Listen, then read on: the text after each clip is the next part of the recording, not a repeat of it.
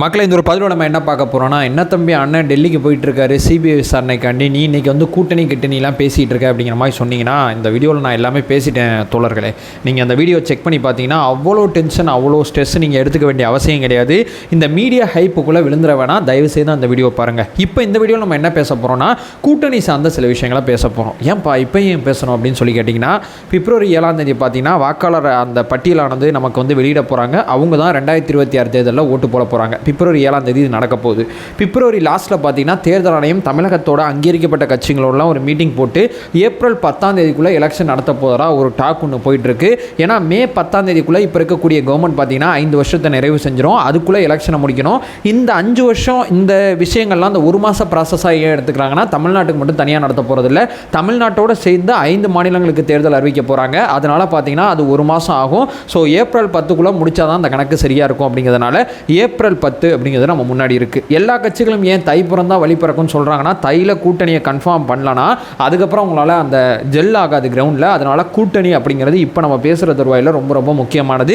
இதுக்கப்புறம் அந்த கணக்குகள் பெருசாக மாறப்போகிறதில்ல. நம்ம தரப்பில் நம்மளாம் பார்த்த வரைக்கும் யோசித்த வரைக்கும் தலைவரும் நம்மளும் ஒரே சிந்தனையில் இருக்கிறதுனால ஈஸியாக நம்மளால் இதை கிராக் பண்ண முடியும். ஒன் பை ஒன்றா தெளிவாக நம்ம பார்க்கலாம். இதுதான் தாவேக்கா கூட்டணியில் இருக்க போது, அல்லது தாவேக்கா இவங்கள்ட்ட தான் பேசிக்கிட்டு இருக்கு. எல்லாத்த பற்றியும் தெளிவாக அந்த ஒரு பதிவில் பார்த்துடலாம். உற்சாக வணக்கங்கள், வாங்க பதிவுக்குள்ளே போகலாம். முதல் விஷயம் மக்களே, ஏன் தம்பி தாவேக்கா தனியாக போகக்கூடாதா, கூட்டணியோட தான் போகணுமா, நமக்கு ஏன் தேவையில்லாததா அப்படிங்கிற மாதிரி கேட்டிங்கன்னா, நான் ஒரு விஷயம் தெளிவாக சொல்லிடுறேன். இந்த தேர்தலானது கொஞ்சம் வித்தியாசமான தேர்தல். தேர்தலுக்கு தேர்தல் களத்துக்கு ஏற்றபடி அரசியல் கட்சிகள் ஒவ்வொரு மாதிரி செயல்படும். இந்த தேர்தலில் பார்த்தீங்கன்னா திமுக கூட்டணி அதிமுக கூட்டணி 20% வாக்கு வங்கி வச்சுருக்காங்க. நான் சொல்கிறது திமுக அதிமுகன்னு சொல்லலை, என்னுடைய வார்த்தையை கவனிங்க. கூட்டணி அப்படிங்கிற வார்த்தையை தான் சேர்த்து சொல்கிறேன். தாவேக்கா அப்படிங்கிற கட்சி மட்டும் 25% வாக்கு வச்சிருக்கு அப்படிங்கிறது எல்லா தரப்பு மனிதர்களும் சொல்லக்கூடிய கருத்து கணிப்பாக இருக்குது. சரி, நம்ம 25% வச்சுருக்கோம், அவங்க கூட்டணியாக நமக்கு ஈக்குவலாக 25% வச்சுருக்காங்க. அதிகாரத்தை நோக்கி நம்ம பயணிக்கணும்னா 30லேருந்து 32% ஓட் ஷேர் நமக்கு தேவைப்படும். தலைவர் இன்னும் கொஞ்சம் பிரச்சாரம் பண்ணார்னா ஒரு 2 to 3% அதிகமாகுதுன்னா மிச்சம் இருக்கக்கூடிய அந்த 3% ஒரு ஷார்ட்டேஜ் நமக்கு கண்டிப்பாக வரும். நம்ம வந்து எதிர்க்கட்சி ஆயிடலாம், அதிகாரத்துக்கு வரணும்னா. ஏன்னா இங்கே திமுக வேணான்னு சொல்கிறவங்க 2 வகையாக ஓட்டு போட போகிறாங்க. அதிமுக கூட்டணிக்கு ஒரு ஓட்டும், ஒரு பக்கம் பார்த்தீங்கன்னா தாவேக்கா பக்கம் ஒரு ஓட்டு வர்றதுனால இந்த கிளாஷ் வந்து ரொம்ப ரொம்ப டிஃபிகல்ட்டாக இருக்கும். அதனால நமக்கு சின்ன சின்ன கட்சிகளை நம்ம அரவணைச்சு போனோம்னா அவங்கள்ட்டலாம் 1 to 2, 3% வாக்கு வங்கி இருக்குது. அது எல்லாத்தையும் நம்ம ஒன்று சேர்த்தோம்னா 2026 நம்ம வெற்றியை யாராலையும் தடுக்க முடியாது. அதனால தான் கூட்டணி அப்படிங்கிற விஷயத்த பேசுகிறோம். ஸோ திமுக அதிமுகக்கு ஈக்குவலான கட்சி தாவேக்கா. ஆனால் திமுக கூட்டணி அதிமுக கூட்டணி ஈக்குவலாக நம்ம சண்டை போட்டு அதிகாரத்துக்கு வரணும்னா இங்கே இருக்கிறது 4 முனை போட்டியாக இருந்தாலும் சீமானனை விட்டுருங்க, அவர் கூட்டணியாக அமைக்கல, தனியாக ஒரு 7 to 6 ஏதோ ஒரு % வாங்க போகிறாரு. ஸோ நமக்கு போட்டியாக இருக்கிறது திமுக கூட்டணி அதிமுக கூட்டணி. இவங்களை நம்ம வந்து தள்ளி விட்டு நம்ம மேலே வரணும்னா நமக்கு கூட்டணி ரொம்ப மஸ்ட்டு. இந்த 1% 2% நம்ம மிஸ் பண்ணோம்னா 2016 தேர்தலில் திமுகக்கும் அதிமுகக்கும் நடுவில் இருக்கக்கூடிய வித்தியாசம் 1.5% வாக்கு வங்கி மட்டும்தான். 1.5% திமுக அதிகமாக வாங்கினாங்கன்னா 2016 ஆட்சிக்கு வந்திருப்பாங்க. ஸோ கூட்டணி ரொம்ப ரொம்ப முக்கியமானது. 2021 திமுக அதிமுக நடுவில் அந்த வாக்கு சதவீதம் 5% தான். ஒழுங்காக திமுக தன்னுடைய கூட்டணியை அமைச்சதுனால தான் அவங்க வெற்றி பெற்றாங்க.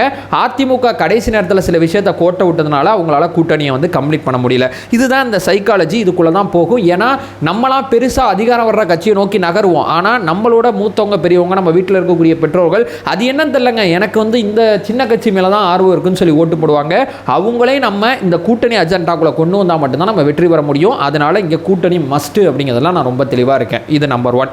இப்போ நான் திமுக கூட்டணி அதிமுக கூட்டணி யார் என்னன்னு சொல்லாத சில பேர் எல்லாத்தையும் பார்த்துட்டு யார் நம்ம கூட வருவாங்க, எது நம்மளை சுற்றி நடக்குது அப்படிங்கிற அந்த பொலிட்டிசைஸை சில விஷயங்கள்லாம் நம்ம புரிஞ்சுக்கிட்டு இந்த வீடியோ என் பண்ணிடலாம். இப்போ திமுக கூட்டணியில் பார்த்தீங்கன்னா ஒன்று காங்கிரஸ் வந்து மிக கடுமையாக சண்டை போட்டுட்டு இருக்காங்க. உறுதியாக ஒன்று சொல்கிறேன், அவங்க நம்மளை பயன்படுத்திக்கிறாங்களா அல்லது உண்மைக்குமே வெளியே வருவாங்களான்னு கேட்டிங்கன்னா இப்போதைக்கு நம்மள்ட்ட ஆனஸ்ட்டாக என்கிட்ட கேட்டிங்கன்னா எந்த பதிலும் கிடையாது. ஆட்சி அதிகாரத்தில் பங்கு அப்படிங்கிற கோஷத்தில் காங்கிரஸ் எவ்வளோ தெளிவாக இருக்கோ, ஆட்சி அதிகாரத்தில் பங்கு அப்படிங்கிற கோஷத்தோடு அந்த தேர்தலை அவங்க எதிர்கொண்டாங்கன்னா நம்ம கூட வருவாங்க.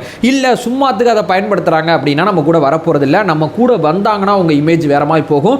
நம்ம கூட அவங்க வல்லன்னு வைங்களேன், அவங்க இமேஜ் ரொம்ப அடிவாங்கும். ஏன்னா அந்த முயற்சி எடுத்து அந்த முயற்சியோடு அவங்க கடந்து வந்தாங்கன்னா பக்காவான பாசிட்டிவான ஒரு இமேஜ் அவங்களுக்கு கிடைக்கும். இந்த முயற்சி சும்மாத்துக்குங்க லொலலொலாக்கி அப்படின்லாம் சொன்னாங்கன்னா காங்கிரஸ் இன்னும் தமிழ்நாட்டில் அடிவாங்கும். இது காங்கிரஸ் தலைவர்களுக்கு தெரியும். ஸோ ராகுல் காந்தி அவர்கள் வருகை இதை பற்றிலாம் செப்பரேட்டாக பேசியிருக்கோம். காங்கிரஸ் அப்படிங்கிறது மிக முக்கியமானது தாவேகா சைடு பார்க்கும்போது.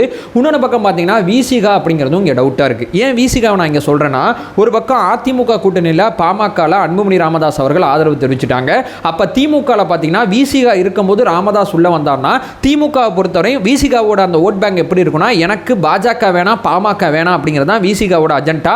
விசிகா வந்து திமுக என்ன கோரிக்கை வச்சிருக்குன்னா, எனக்கு பாஜகவுக்கு எதிரான கூட்டணியை நீங்கள் கட்டமைங்க, அதனால தான் உங்கள் கூட இருக்கேன், பாமக வேணாம், ஜாதி கட்சி வேணாம், மத கட்சி வேணாங்கிறது தான் விசிகாவோட ஐடியாலஜி. ஆனால் விசிகா எந்த கட்சிங்கிறது நான் சொல்லி உங்களுக்கு தெரிய வேண்டியதில்லை. அது ஒரு பக்கம் தள்ளி இருந்தாலும் விசிகா தலைவர் திருமாவளவன் அவர்கள் ராமதாஸ் அவர்கள் இந்த கூட்டணிக்கு வந்தார்னா ஏற்றுப்பாங்களா அப்படிங்கிறது தெரியல. ஏன்னா அழுத்தி சொல்கிறேன்னா, இப்போ கொஞ்ச நாளைக்கு முன்னாடி அன்புமணி அவர்கள் அந்த பக்கம் கூட்டணியை கன்ஃபார்ம் பண்ணும்போது ஈகோ காண்டி அதிமுக பக்கம் ராமதாஸ் அவர்கள் போக மாட்டாங்க. எனக்கு தெரிஞ்சதை அடித்து சொல்கிறேன். ஏன்னா அவரை பார்க்கும்போது அவருடைய பேச்சுக்கள் அவருடைய சிந்தனைகள் அத்தனையும் பார்க்கும்போது ராமதாஸ் அவர்கள் பார்த்தீங்கன்னா அன்புமணி அவர்கள் இருக்கிற கூட்டணிக்கு போக மாட்டார். அவர் தனியாக இருப்பாப்ல. அவர் தனியாக இருந்தார்னா அவர் திமுக கூட்டணிக்கு வந்தார்னா விசிகா ஏற்றுக்குமான்னு தெரியல. அப்போ திமுகவில் மிக முக்கியமாக விசிகா இருக்கணும், இல்லை பாமக இருக்கணும். ரெண்டு பேரில் யாராவது ஒருத்தங்க இருக்கணும், அல்லது ரெண்டு பேரும் திமுக கன்வின்ஸ் பண்ணுதா அப்படிங்கிறது தெரியல. அப்போ காங்கிரஸ், விசிகா, பாமகவில் ராமதாஸ் தரப்பு 3 பேரில் யாரோ ஒருத்தங்க நம்ம சைடு வர்றதுக்கு ஏராளமான வாய்ப்புகள் இருக்குது அப்படிங்கிறத நான் முதல்ல பதிவு செஞ்சிடறேன். திமுக கூட்டணியை பொறுத்தவரை இந்த பக்கம் தெரியும் பார்த்தீங்கன்னா, அதிமுகவில் பார்த்தீங்கன்னா தேமுதிக வந்து லெஃப்ட் போகிறாங்களா ரைட்டு போகிறாங்களான்னு தெரியல. என்ன பொறுத்தவரையும் தேமுதிக எங்கே போவாங்கன்னா அதிமுக கூட்டணி சைடு போகிறதுக்கு வாய்ப்பு இருக்குது. ஏன்னா காங்கிரஸுக்கு அறிவுரை சொல்கிறேன், விஜயண்ணா வந்து நம்பாதீங்க அப்படின்னு சொல்லி நம்மளுடைய விஜயகாந்த் அவரோட பையன் வந்து விஜய பிரபாகரன் நினைக்கிறேன் அவர் வந்து பேசியிருக்காரு. அவர் ஏன் காங்கிரஸ் அட்டாக் பண்ணி பேசுகிறார் அப்படிங்கிறது என்னால் புரிஞ்சுக்க முடியல. ஸோ அவருடைய அந்த அட்டாக் காரணமாக அவர் அதிமுக கூட்டணிக்கு போகிறதுக்கு வாய்ப்பு இருக்குது அப்படிங்கிறது என்னால் புரிஞ்சுக்க முடியும். ஏன்னா அவங்களுக்கும் அதிமுக கூட்டணிக்கு என்ன பிரச்சனைனா மாநிலங்களவை சீட்டு தள்ள அப்படிங்கிறது தான் பிரச்சனை. இப்போ இந்த தேர்தலுக்கு முன்னாடியே 6 மாநிலங்களவை சீட்டு பார்த்தீங்கன்னா காலி ஆகுது. 6ல் 1 பார்த்தீங்கன்னா இவர் இந்த திருச்சி சிவா இருக்கார்ல, அவரோட பதவி காலியாகுது. ஜிகே வாசன் இருக்கார்ல, அவரோட பதவி காலியாகுது. 6 வருஷத்துக்கு ஒருக்க காலியாகிட்டே இருக்கும்ல. அதில் மார்ச் மாதத்தில் ஒரு தேர்தல் வருது. அதில் ஏதாவது கன்வின்ஸ் பண்ணி உங்களுக்கு ஒன்று தரோம், இந்த மாதிரி இவ்வளோ சீட்டு தரோம்னு சொல்லி அதிமுக கூட உங்கள்கிட்ட பேசலாம். ஸோ அதனால அவங்க அதிமுக கூட்டணிக்கு போகிறதுக்கு தான் வாய்ப்பு இருக்குது, நம்ம பக்கம் வர்றதுக்கு வாய்ப்பு இல்லை. இந்த பக்கம் பார்த்தீங்கன்னா கிருஷ்ணசாமி புதிய தமிழகம் கட்சியை சேர்ந்தவர், அவர் ரொம்ப தெளிவாக சொல்லிட்டாரு, நான் வந்து அதிமுகட்டையும் பேசிக்கிட்டு இருக்கேன், தாவாய்கிட்டையும் பேசிக்கிட்டு இருக்கேன், யார் எங்களுக்கு செட் ஆகுமோ அவங்க கூட நாங்கள் போயிடுவோம் அப்படிங்கிற விஷயத்தை ரொம்ப தெளிவாக ஓப்பன் மீடியாலே சொல்லிட்டாரு. அதுக்கப்புறம் அவரை பற்றி நம்ம பேச வேண்டிய அவசியம் கிடையாது.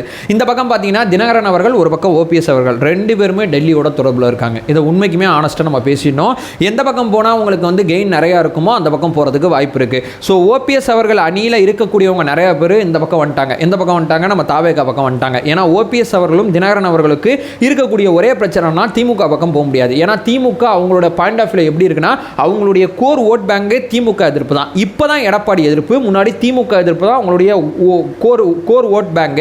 ஏன்னா அவங்க முழுக்க பார்த்தீங்கன்னா அதிமுக அணியில் இருந்தவங்க தான். அதிமுகவோட கோர் ஓட் பேங்க் எங்கே இருக்குது? திமுக எதிர்ப்பில் தான் இருக்குது. ஸோ அவங்களால திமுகவோட சமரசம் பண்ணிக்கூடாது. ஓபிஎஸ்ஸாக இருக்கட்டும், அதே நேரத்தில் தினகரனாக இருக்கட்டும், இவங்க 2 பேருக்குமே இந்த பிரச்சனை இருக்குது. அவங்களால அதிமுக சைடும் போக முடியாது. ஏன்னா அவங்களோட சண்டே எடப்பாடி பழனிசாமியோட தான்.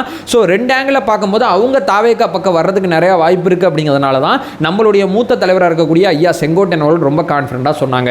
ஸோ ஒரு பக்கம் தினகரன் அவர்கள், இன்னொன்று பக்கம் ஓபிஎஸ் அவர்கள், இந்த பக்கம் காங்கிரஸ், ஒன்று விசிகா அல்லது பார்த்தீங்கன்னா இவர் ராமதாஸ் அவர்கள், 2ல் யாரோ ஒருத்தங்க வர வாய்ப்பு இருக்குது. நான் மறுபடியும் சொல்கிறேன், 2யுமே திமுக கன்வின்ஸ் பண்ணி ஒரு கூட்டணியில் வச்சா கூட யாரும் ஆச்சரியப்படுறதுக்கு ஒன்றும் இல்லை. ஏன்னா ராமதாஸ் அவர்கள் முந்தானத்து வரைக்கும் ஆட்சி அதிகாரத்தில் பங்கு வேணும்லாம் பேசிகிட்டு இருந்தார். இப்போலாம் தேவையில்லைங்க, குத்தா கொடுக்குறதுனா போ அப்படிங்கிற பாயிண்ட் ஆஃப் வியூக்கு அவர் போகிறாரு. ஸோ கன்வின்சிங் அங்கே நடந்துச்சுன்னா அவரும் அந்த பக்கம் இருக்க வாய்ப்பு இருக்குது. ஸோ ஓவரால் பார்த்தீங்கன்னா நம்ம சைடு வர்றதுக்கான யார் யாருப்பா கன்ஃபார்ம் சொல்ல முடியும் அப்படின்னு சொல்லி கேட்டிங்கன்னா, இப்போதைக்கு இருக்கக்கூடிய லிஸ்ட்டில் 50% மேலே பார்க்கும்போது காங்கிரஸ் வர வாய்ப்பு இருக்குது. நான் முன்னாடி சொன்னபடி விசிகா, ராமதாஸ் தரப்பு 2ல் யாரோ ஒருத்தங்க வர்றதுக்கு வாய்ப்பு இருக்குது. இந்த பக்கம் தெரியும் பார்த்தீங்கன்னா தினகரன் அவர்கள், ஓபிஎஸ் அவர்கள், இவங்க 2 பேரும் வர்றதுக்கு வாய்ப்பு இருக்குது. அப்படியே பார்க்கும்போது புதிய தமிழகம் கட்சியை நம்ம கன்வின்ஸ் பண்ணோம்னா அவங்களும் வர்றதுக்கு வாய்ப்பு இருக்குது. ஸோ இதுதான் இங்கே இருக்கக்கூடிய விஷயமே. மற்றபடி வேறு யாரும் இந்த கம்யூனிஸ்டாக இருக்கட்டும், இந்த பக்கம் ஜிகே வாசன் அவரோட கட்சியாக இருக்கட்டும், ஜான் பாண்டியனாக இருக்கட்டும், இவங்களாம் வர்றதுக்கு சான்ஸே கிடையாது. வைகோ அவர்கள்லாம் துளியும் வாய்ப்பு கிடையாது. திமுக கூட நம்மளோட கூட்டணிக்கு வரும் போல வைகோ அவர்கள் வரமாட்டார் போல, அந்த மாதிரி தான் வைகோ அவர்கள் பேசுகிறது எல்லாமே இருக்குது. ஓவரால் பார்க்கும்போது இதுதான் கூட்டணி அஜெண்டா, இதுதான் போயிட்டுருக்கு. இதை பற்றி தான் நான் தெளிவுபடுத்தணும்னு நினச்சேன். ஏன்னா 3வது அணி நம்ம கண்டிப்பாக அமைப்போம் அப்படிங்கிற நம்பிக்கை இருக்குது. ஏன்னா நான் என்னோட தலைவரை நம்புகிறேன், அவரோட விஷயம் நம்புகிறேன். ஸோ இல்லைனாட்டி பரவாயில்ல, அவர் ஜெயிச்சிருவார், அதில் எந்த விதமான பிரச்சனையும் கிடையாது. ஏன்னா இதை இவ்வளோ கான்ஃபிடண்ட்டாக சொல்கிறேன்னா, இந்த சைடில் ஒரு வீடியோ போடுறேன், இந்த வீடியோ பாருங்களேன். 23 நிமிஷம். உளவியல் ரீதியாக பார்த்தீங்கன்னா தாவேகா தலைவர் விஜய் அவர்கள் தன்னுடைய அரசியலை எப்படி கட்டமைக்கிறாரு, எந்த மாதிரி போயிட்டுருக்கு, நம்ம அதாவது தலைவரோட ஹார்ட்கோர் ஃபேனாக இருக்கோம்ல, நம்ம எப்படி ஓட் பேங்கை நம்ம வந்து பெருக்குவோம், நம்ம கையில் எவ்வளோ பவர் இருக்குது, எல்லாமே அவர் ரொம்ப தெளிவாக பேசியிருக்காரு. வாய்ப்பு கிடைக்கும் போது இதை பற்றி நம்மளும் செப்பரேட்டாக ஒரு வீடியோ பேசலாம். ஏன்னா அவரோட அந்த அணுகுமுறை ரொம்ப நல்லா இருந்துச்சு. ஸோ ரொம்ப கான்ஃபிடண்ட்டாக இருங்க. கூட்டணி அமைச்சாலும் சரி, கூட்டணி அமைக்கலனாட்டி சரி, 10 பேர் வந்தாலும் சரி, 5 பேர் வந்தாலும் சரி, நம்ம தான் அதிகாரத்துக்கு வர போகிறோம்.